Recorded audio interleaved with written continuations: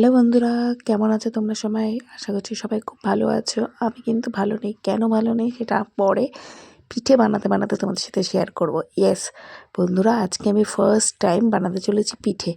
তো সবাইকে আমার চ্যানেল লাভলি রিক্তাতে আমি রিক্তা ওয়েলকাম জানিয়ে আজকে এই ভিডিওটি শুরু করছি। আজকে ব্লগটা হবে একটু ছোট্টর ওপরে দুটো ঘটনা শেয়ার করে, কিন্তু আজকে ব্লগটা শেষ করে দেবো। আর ব্লগটা করবো পুরোটাই ভয়েস ওভার দিয়ে।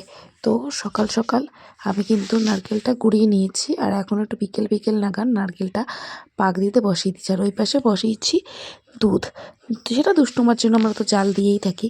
আর এইখানে কিন্তু ময়দা একটু চালের গুঁড়ো দিয়ে পাটালি গুড় দিয়ে একটা ব্যাটার তৈরি করে নেওয়া হয়ে গেছে পাটিসাপটা করার জন্য। পিঠে বানাবো তো যেটা সহজ সেটাই বানাচ্ছি, সেটা হলো পাটিসাপটা। তো এখন দেখো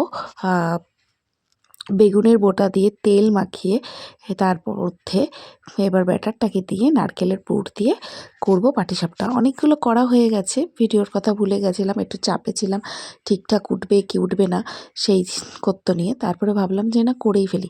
আর তোমরা ভাবছো যে আমাকে আমার ভিডিওগুলো করে কে দিচ্ছে, আসলে করে দিচ্ছে আমার ভাই। আমার ভাই বাড়িতেই আছে, আর মা আর বাবা আসবে মেয়েকে একটু দেখতে। অ্যাকচুয়ালি মেয়েকে আজকে 3 মাসের ভ্যাকসিন দিয়েছে, তো সেই জন্য মা দেখতে আসবে, আর ভাই তো ছিলই। তো সেই জন্য, আর এটা হলো একটা, আজকের তারিখ হলো 6 তারিখ। 6 তারিখের ভিডিও তোমার সাথে শেয়ার করছি, মানে 6 তারিখ বৃহস্পতিবার। আর এইটা হয়ে যাওয়ার পর তাড়াহুড়ো করে তারপরে যাব, মারা যেহেতু আসবে তো মাদেরকে নিয়ে মেলায়। তো ভাইকে বললাম আমি এটা বানাচ্ছি, সবাই মিলে সন্ধ্যাবেলা খাওয়া দাওয়া হবে, তারপর মেলা ঘোরাও হবে। তো সেই জন্যই বানিয়ে ফেললাম। আর আমার মনটা কেন খারাপ সেটা এবার তোমার সাথে শেয়ার করি। আসলে গতকালকে টিভিটা আমাদের খারাপ হয়ে গেছে, এলইডি টিভিটা। বেশি দিন হয়নি, নতুন টিভি নতুন কিনেছি, নতুন সংসারে নতুন জিনিস। টিভিটা হট করে খারাপ হয়ে যাওয়াতে মনটা ভীষণই খারাপ। সার্ভিসিং সেন্টারে ফোন করা হয়েছে, অ্যাপয়েন্টমেন্ট নেওয়া হয়েছে, জানি না কবে আসবে। যেদিন আসবে সেদিন নাকি মেসেজ আসবে। তো দেখা যাক কবে আসে আর কি বলে, ঠিক হবে কি হবে না। এমনি এলইডি টিভি খারাপ হয়ে গেলে সহজে ঠিক হতে চায় না, যত টাকা দিয়ে নাকি ঠিক করানো হয় তত টাকা দিয়ে নতুন নিয়ে নেওয়া ভালো। এবার যতক্ষণ না আসছে বোঝা যাচ্ছে না। তো আমার পিঠেগুলো রেডি, কেমন হয়েছে অবশ্যই কমেন্টস করে জানিও। তারপরে এখন রেডিমেডি হয়ে পিঠে চাটা খেয়ে ভাই মা আমার 2 মেয়ে নিয়ে বেরিয়ে পড়েছি। মেয়ের ভ্যাকসিন দিলেও আজকে একটা ভ্যাকসিন ছিল, তো অতটা ব্যথা হয়নি। তো ভাবছিলাম জ্বালাচ্ছে কম, তো কাছে পিঠে আজকে লাস্ট দিনে মেলাটা একটু ঘুরেই আসি। তো মেলা ঘুরতে বেরিয়ে পড়েছি, সরস্বতী উপলক্ষে আমাদের বাড়ির কাছেই হচ্ছে মেলা। তো ভাবলাম যে মেলাটা একবার ঘুরেই নিই।